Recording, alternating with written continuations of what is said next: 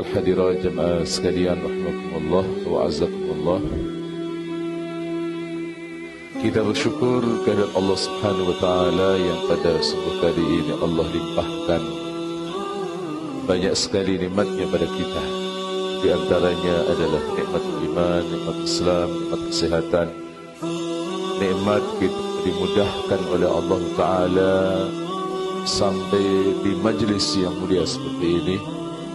Kita semua mohon kepada Allah taala mudah-mudahan apa yang kita lakukan bersama Allah taala catat sebagai amal soleh kita yang kelak akan menjadi pemberat timbangan kebaikan kita di akhirat. Amin ya rabbal alamin. Salam takdim kita sampaikan pada uswah hasanah kita Rasulullah sallallahu alaihi wasallam beserta keluarga beliau, para sahabat beliau dan seluruh pengikut beliau ila yaumil qiyamah. Bapak Ibu sekalian, subuh kali ini kita akan membahas tema tentang akhlak ihsan. Akhlak ihsan. Kita awali dari landasan syar'i tentang perintah berbuat ihsan. Yang pertama adalah firman Allah Ta'ala dalam Al-Quran yang mulia, yaitu surat Al-Baqarah ayat 195. Pada ayat itu Allah Ta'ala berfirman, A'udhu billahi minasyaitanir rajim, wa ahsinu inna allaha yuhibbul muhsinin. Berbuatlah baik kalian, sesungguhnya Allah selalu mencintai orang-orang yang berbuat baik. Ini ayat pertama. Ayat yang kedua adalah firman Allah Ta'ala dalam surat yang ke-16. Surat apa Bapak Ibu? 16 An-Nahl. Ayat yang ke-90. Ini ayatnya sangat masyhur. Inna allaha ya'muru bil adli wal ihsan wa ita'i dzil qurba. Jadi pada ayat itu Allah memang memerintahkan kepada kita agar kita berbuat adil. Adil terhadap diri kita, adil juga kepada orang lain, adil terhadap sanak kerabat kita. Setelah memerintahkan berbuat adil, Allah memerintahkan kepada kita agar kita berbuat ihsan. Ini Al-Qur'annya dua cukup. Setelah itu hadisnya. Hadisnya adalah sabda Rasul sallallahu alaihi wasallam yang diriwayatkan oleh Muslim. Rasul sallallahu alaihi wasallam bersabda, "Innallaha katabal ihsana ala kulli syai'." Sesungguhnya Allah Ta'ala itu mewajibkan berbuat baik atas segala sesuatu. فَإِذَا قَتَلْتُمْ فَأَحْسِنُوا الْقِتْلَةَ. Apabila kalian membunuh, maka berbuat baiklah saat membunuh. Jemaah sekalian, ada hal yang berbeda saat perang, di mana kaum muslimin itu ketika harus berhadapan dengan orang-orang kafir pada saat perang, itu mereka membunuhnya berbeda dengan cara orang-orang kafir membunuh kaum muslimin. Karena diperintahkan untuk membunuh yang terbaik. Satu di antaranya adalah tidak membakar dan juga tidak melakukan mutilasi. Berbeda dengan orang-orang kafir. Silahkan Bapak Ibu sekalian lihat dalam peristiwa perang Uhud. Peperangan yang terjadi pada bulan Syawal pada tahun 3 Hijriah, di mana awalnya kaum muslimin mendapatkan kemenangan, tapi ketika pasukan panah yang berjumlah 50 orang, mereka terfitnah dengan ghanimah, terfitnah dengan harta rampasan perang, yang oleh Rasulullah sallallahu alaihi wasallam mereka dilarang untuk meninggalkan pos Jabal Uhud, Bukit Uhud, tapi mereka tergoda dengan ghanimah. Akhirnya mereka ke pelataran Uhud dan Disinilah Khalid bin Walid yang pada waktu itu masih kafir, yang menjadi panglima kaum Quraisy, ia tahu, ia ambil memutar dan kemudian diserang dari belakang, yang pada akhirnya kalah kaum muslimin. Dan mari kita lihat apa yang dilakukan oleh seorang wanita yang bernama Hindun terhadap Hamzah. Diapain tubuhnya Hamzah, Pak? Jadi disobek itu dadanya. Tapi umat Islam gak ada yang seperti itu. Itulah yang dilakukan oleh mereka yang tidak beriman kepada Allah. Konsep ihsan itu jauh dari mereka. Berbeda dengan kita kaum muslimin. Saat perang pun juga ketika membunuh harus yang terbaik. Setelah itu dikatakan wa idza dzabhtum, ketika kalian menyembelih, fa ahsinu dzibhata, maka hendaknya kalian juga yang terbaik dalam menyembelih. Makanya Rasulullah sallallahu alaihi wasallam katakan wal yuhidda ahadukum syafratahu, maka hendaknya salah seorang dari kalian kalau menyembelih, hendaknya ia menejamkan alat penyembelihannya. Tak boleh itu menyembelih alatnya tumpul, Pak. Itu karena apa? Bagian dari cara kita menzalimi hewan. Sampai hewan itu dalam dimensi Islam itu sangat-sangat dihormati oleh Islam. Ketika kita membunuhnya, ketika kita menyembelihnya, harus dengan alat yang tajam. Subhanallah, itulah syariat Islam. Tapi sayangnya di negeri ini banyak orang yang belum tahu syariat Islam. Ada atau tidak, Pak? Ada yang ngaku juga kan? Aku tidak tahu syariat Islam. Jadi kita tidak usah berbicara tentang konde, Pak, ya. Sudah ada yang bahas negaknya gitu. Jemaah sekalian rahimakumullah wa azakumullah ta'ala. Lantas apa itu area ihsan yang harus kita hadirkan?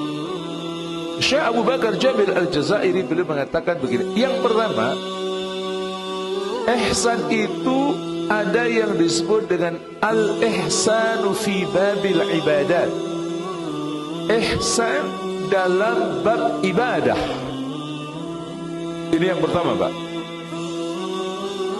Apa maknanya? Antu addal ibadatu ayyan kana nawah min salatin aw siyamin aw hajjin aw ghairiha adaan sahihan.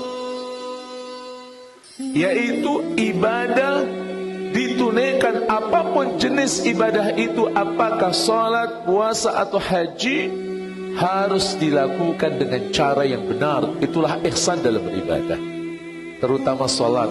Bapak Ibu sekalian, maaf, saya harus ingatkan sebuah hadis Rasulullah, satu ungkapan yang menarik terkait dengan apa yang terjadi pada masa sahabat Rasulullah sallallahu alaihi wasallam. Ada seorang sahabat Rasulullah sallallahu alaihi wasallam yang kalau saya sebut insyaallah sebagian mengenal baik sahabat ini, namanya Hudzaifah ibnul Yaman. Sudah kenal atau belum, Bapak Ibu? Siapa tadi namanya? Hudzaifah ibnul Yaman. Siapa Hudzaifah ibnul Yaman ini? Beliau adalah sahabat Rasul sallallahu alaihi wasallam yang mendapatkan gelar sahibu sirri Rasulullah sallallahu alaihi wasallam, orang yang memegang rahasia Rasul sallallahu alaihi wasallam. Karena beliaulah orang yang diberi informasi oleh Rasul sallallahu alaihi wasallam daftar orang-orang munafik setelah terjadi perang Tabuk. Nah, selain ia sahibu sir Rasul sallallahu alaihi wasallam, Hudzaifah ibnul Yaman itu menjadi ikon amar ma'ruf nahi mungkar. Jadi ini yang perlu kita duplikasi dari beliau. Kalau kita melihat kemungkaran, jangan kita diamkan. Ketika ada seseorang itu lemah dalam yang ma'ruf atau ia salah melakukan yang ma'ruf, kita harus ingatkan. Satu saat Hudzaifah masuk masjid, tapi masjidnya bukan masjid An-Nidham, Pak, masjid yang lain, ya. Apa yang terjadi? Tiba-tiba ia melihat ada orang melakukan sholat aneh. Sholat cepatnya luar biasa. Lalu dihampirilah orang itu usai yang melakukan salat. Assalamualaikum. Waalaikumsalam. Maaf tuan, sejak kapan engkau melakukan salat seperti ini? Orang itu berkata, saya melakukan salat seperti ini sejak 40 tahun yang lalu. Lalu Hudzaifah ibn al-Yaman berkata, kalau engkau melakukan salat seperti itu dan Anda meninggal pada hari ini, Anda tidak akan masuk surga. Salat 40 tahun, salat terus. Tapi Hudzaifah ibn al-Yaman mengatakan, Anda kalau salatnya kayak gitu gak masuk surga. Karena apa? Salatnya tidak ada tumak ninahnya. Perhatikan baik-baik, Pak. Insya Allah kalau Bapak Ibu sholatnya berjamaah di Masjid An-Nizam ada tumak ninahnya. Karena ngikutin imam kan. Karena nggak boleh melampaui iman, nggak boleh. Imam nggak boleh, Pak. Tapi ketika satu saat mungkin kita ada halangan, kena macet dan lain sebagainya, sholat sendiri, itu biasanya kalau sholat sendiri lebih cepat atau lebih lambat, Bapak Ibu? Halo? Lebih cepat atau lebih lambat? Ini godaannya banyak. Sholat sendiri, cucu lagi nangis. Gimana Pak? Dipercepat atau diperlambat? Sudah tahu Bapak Ibu bagaimana cara mempercepat sholat? Sudah tahu atau belum? Jadi begini, banyak yang tidak tahu bagaimana cara mempercepat sholat. Cara mempercepat sholat itu tidak boleh gerakan sujud, gerakan rukuk, gerakan iktidal itu dikurangi, itu gak boleh. Tanpa tumakninah itu gak boleh. Tapi cara mempercepat adalah dengan memperpendek bacaan surat. Sudah tahu Bapak Ibu? Akan tetapi memperpendek ini juga jangan terlalu pendek banget. Kadang-kadang maaf ada saudara-saudara kita terutama saat sholat tarawih, ghairil maghdubi alaihim waladdallin.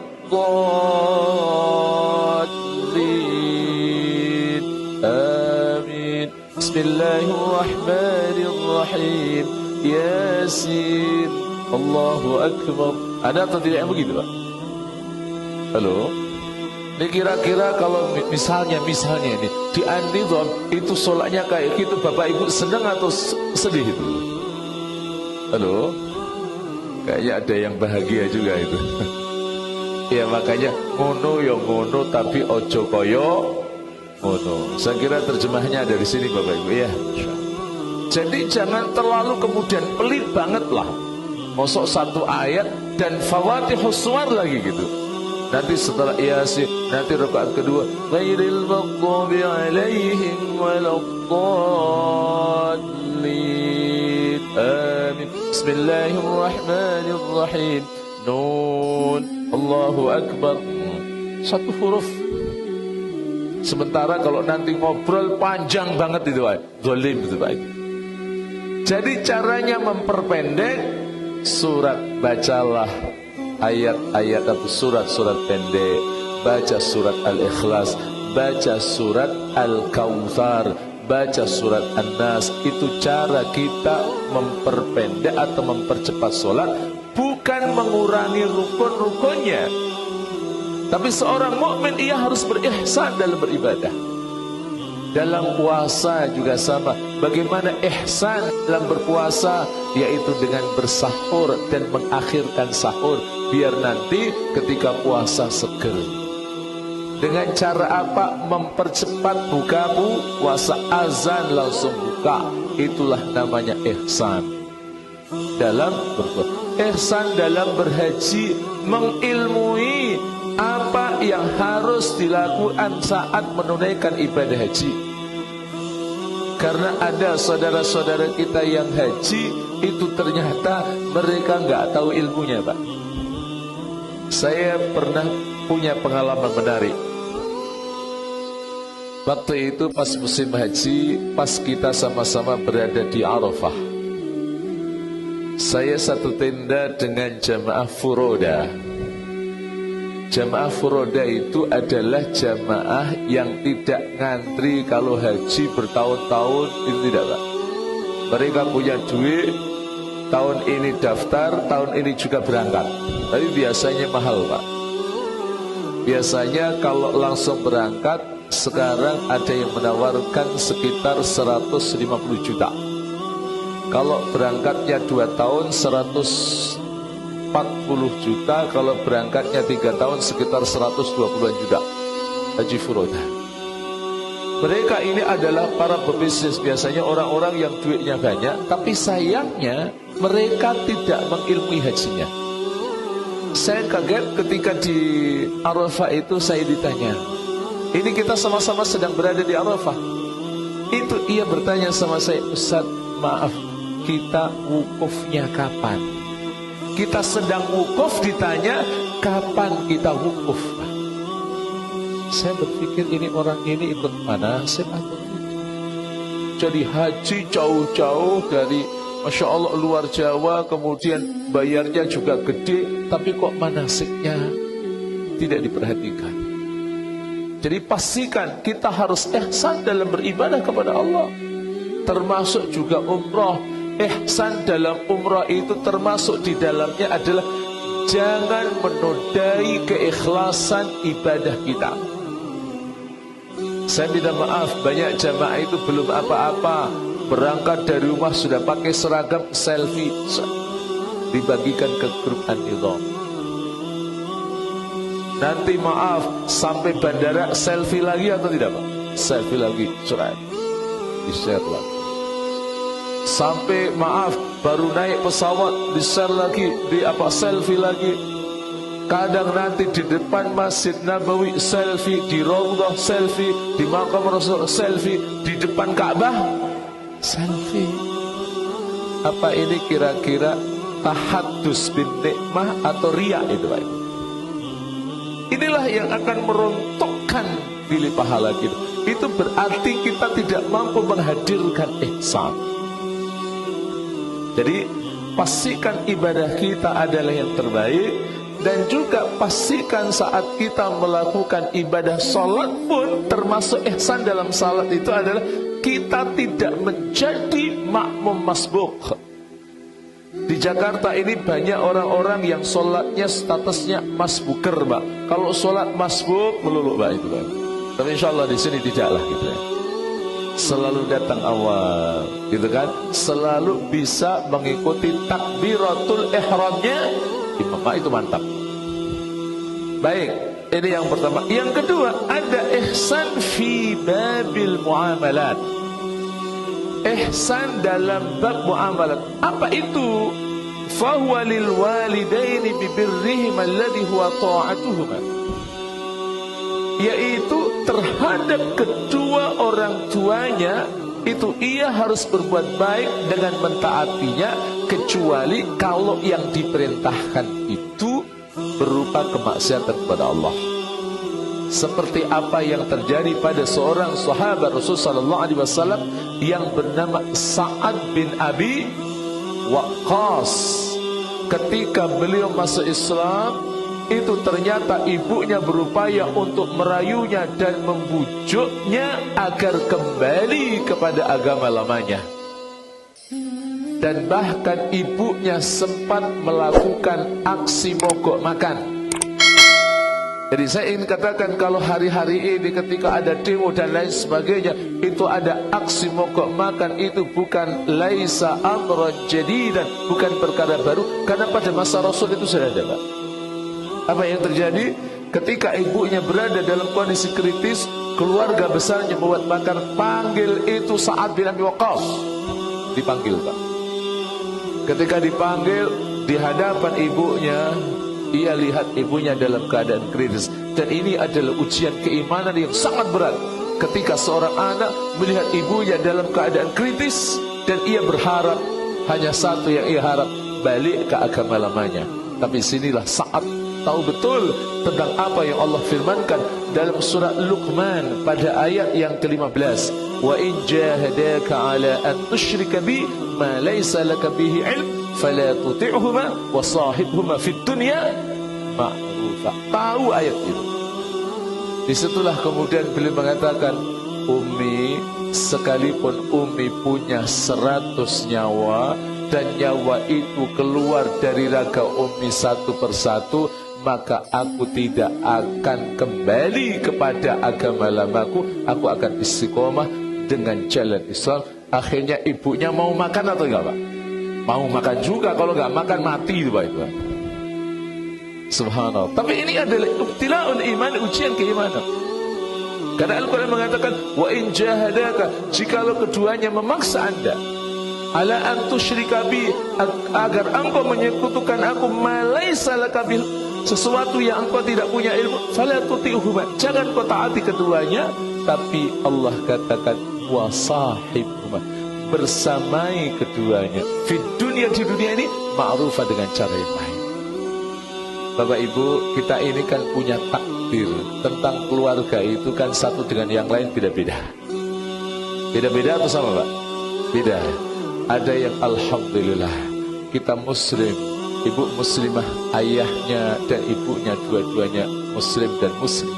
Tapi ada juga yang takdirnya ternyata dia muslim atau muslimah, ternyata ayahnya masih Nasrani atau agama yang lain. Ada atau tidak, Pak?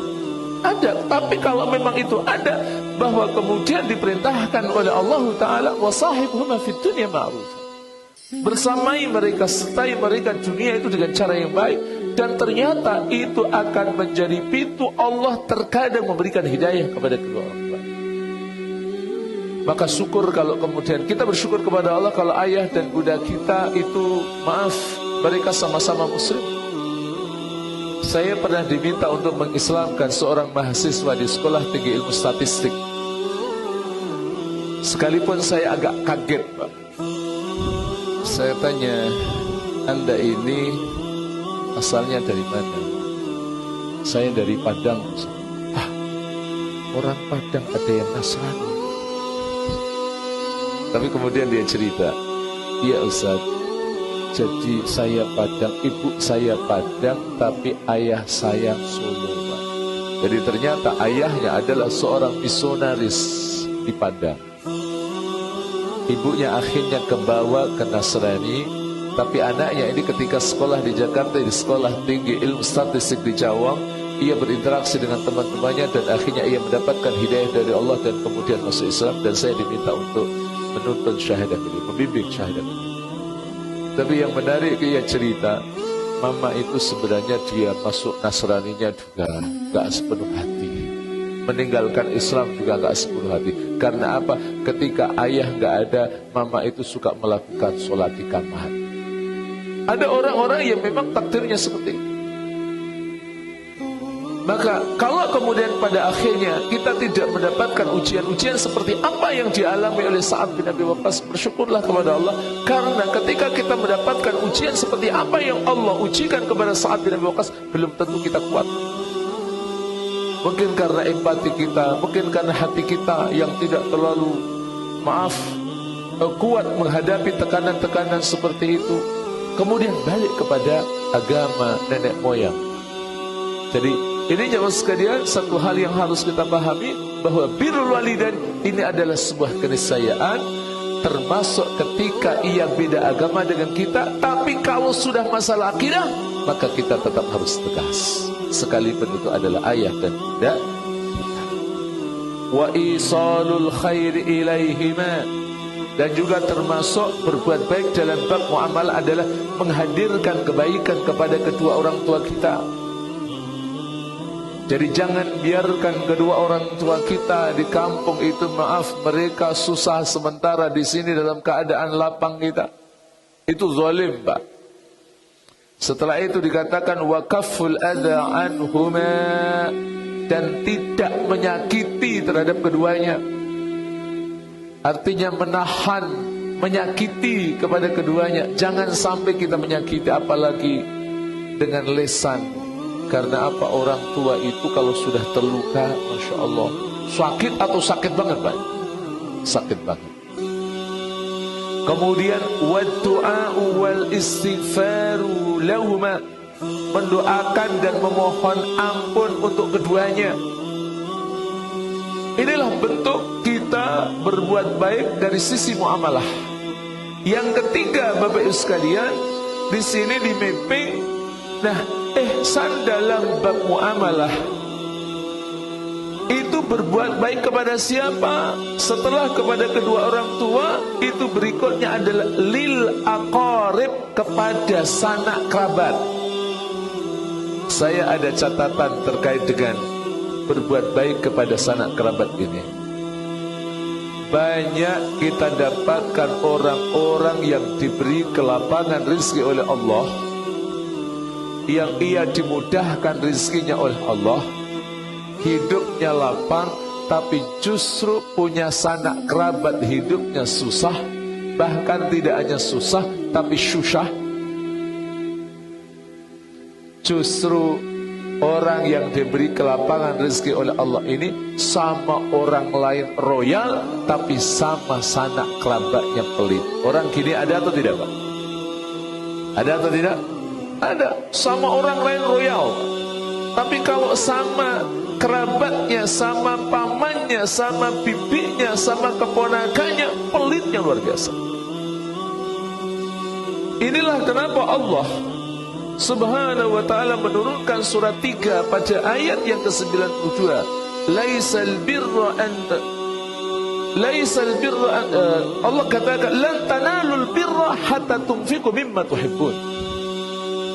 Lan tanalul birra, kalian tidak akan menggapai kebaikan hatta tunfiqu mimma tuhibbun, sampai kalian itu menginfakkan apa yang kalian cintai. Nanti silahkan Bapak Ibu lihat asbabun nuzul dari surah Ali Imran ayat 92. Silahkan lihat di dalam asbabun nuzul Imam Suyuti maupun asbabun nuzulnya Imam Al-Wahidi. Maka di situ kita akan dapatkan ketika turun ayat itu, ada seorang sahabat Rasul sallallahu alaihi wasallam namanya Abu Talhah. Abu Talhah. Ia punya sebidang kebun. Kebun itu sangat bagus sekali, air sangat jernih, namanya kebun Bayroha, yang gak jauh dari Masjid Nabawi. Ketika turun ayat itu, lan tanalul birra hatta tunfiqu mimma tuhibbun, ia segera menemui Rasulullah sallallahu alaihi wasallam. Dan ketika menemui Rasul sallallahu alaihi wasallam, apa yang terjadi Bapak sekalian? Ia berkata, "Ya Rasulullah, aku infakkan kebun ini di jalan Allah Subhanahu wa ta'ala." Apa kata Rasulullah sallallahu alaihi wasallam? La ya Abu Talhah, enggak. Kasihkan saja kebun ini kepada keponakan kamu dan kepada sanak kerabat. Apa maknanya? Rasul sallallahu alaihi wasallam ingin kalau kita berbuat baik, berbuat baiklah secara seimbang. Jangan kemudian untuk kepentingan publik saja, tapi sanak kerabatnya tidak. Mulai hari ini saya dan kita semua, yuk berbuat adil. Berbuat adil antara kita berbuat baik kepada umat, kepada masyarakat dengan sanak kerabat. Kadang-kadang kita perhatian sama orang lain, tapi maaf, sanak kerabat kita seperti apa keagamaannya gak kita perhatikan, Pak. Ini sesuatu yang terbalik. Tidakkah Allah Subhanahu wa ta'ala juga memerintahkan kepada Rasul sallallahu alaihi wasallam, ketika Rasul sallallahu alaihi wasallam diangkat menjadi nabi dan rasul Allah, bahwa ternyata awal-awal ayat yang turun itu berbicara tentang dakwah keluarga, wa andir ashiratakal aqrabin, beri peringatan itu keluarga kamu yang dekat-dekat, sekalipun memang resikonya adalah beliau mendapatkan penolakan dari sanak kerabatnya, termasuk ada paman beliau yang dulu sangat baik sekali kepada Rasulullah sallallahu alaihi wasallam dan bahkan meminangkan beliau untuk Khadijah, yaitu Abu Lahab. Ketika dikumpulkan oleh Rasulullah sallallahu alaihi wasallam di Bukit Sofa, bahwa beliau menginformasikan bahwa beliau adalah Nabi Allah, Rasul Allah, ngamuk itu Abu Lahab. Ya Muhammad, alihada jama'atana, wahai Muhammad, untuk inikah engkau himpun kami? Ngamuk itu. Dan bahkan Abu Lahab sampai meminta anaknya yang namanya Utbah bin Abi Lahab dan Utaibah bin Abi Lahab yang sebelumnya mereka sempat menikah dengan putri-putrinya Rasulullah SAW. Utbah menikah dengan Ruqayyah, sementara Utaibah menikah dengan Ummu Kulsum. Diperintahkan oleh Abu Lahab, cerai itu istri kamu wahai anakku, anaknya Muhammad itu. Resiko dakwah. Tapi disitulah kemudian akhirnya Ruqayyah setelah menjanda dan masa iddahnya habis dinikahi oleh Utsman ibnu Affan. Setelah Ruqayyah kemudian meninggal dunia, nah Utsman turun ranjang. Sementara Abu Lahab meninggal usai perang Badar. Siapa yang membunuh? Lubabah al-Kubra, istri daripada sahabat Rasul sallallahu alaihi wasallam yang bernama Abbas bin Abdul Muttalib. Kenapa ia dibunuh oleh Lubabah? Karena waktu itu ia mendolimi budaknya. Jadi usai perang Badar, waktu itu ada perbincangan antara Abu Lahab dengan Abu Sufyan. Abu Lahab dalam perang Badar itu gak ikut, penakut itu Abu Lahab. Ia hanya mengirimkan wakilnya. Dan ketika beliau itu tidak ikut, usai perang Badar, orang kafir Quraisy kan kalah. Ketemu dengan Abu Sufyan, dia bertanya, ini gimana ceritanya? Jumlah pasukan banyak sampai 1000 berhadapan dengan 313, kok kalah? Abu Sufyan berkata, dalam perang Badar kami melihat ada pasukan yang banyak yang mengenakan baju serba putih dan menggulung pasukan kami. Waktu itu ada budaknya Lubabah al-Kubra namanya Abu Rafi'. Abu Rafi' berkata, itu adalah malaikat Allah. Abu Lahab dengar langsung marah, lalu dipengal, dibanting, Pak. Tapi waktu itu Lubabah, nyonyanya, ya, nyonyanya Abu Rafi' ini lihat, kemudian ia hampiri Abu Lahab. Wahai Abu Lahab, hanya kau berani mendolimi seorang budak ketika tuannya dan nyonyanya tidak ada. Kau ambil tongkat, dipukulkan ke Abu Lahab. 7 hari setelah pemukulan itu Abu Lahab meninggal. Jadi jemaah sekalian, apa yang ingin saya tekankan dalam konteks ihsan ini adalah berbuat baiklah secara seimbang, jangan kepada publik saja, kepada masyarakat, tapi juga kepada sanak kerabat. Ini yang bisa saya sampaikan, mudah-mudahan memberikan manfaat kepada kita. InsyaAllah bulan depan kita lanjut tentang ihsan, karena ihsan ini bahasan yang agak panjang. Kita akhiri dengan doa majelis. Subhanakum bihamdik, asyhadu an la ilaha illa anta, astaghfiruka wa atubu ilaik. Wassalamualaikum warahmatullahi wabarakatuh.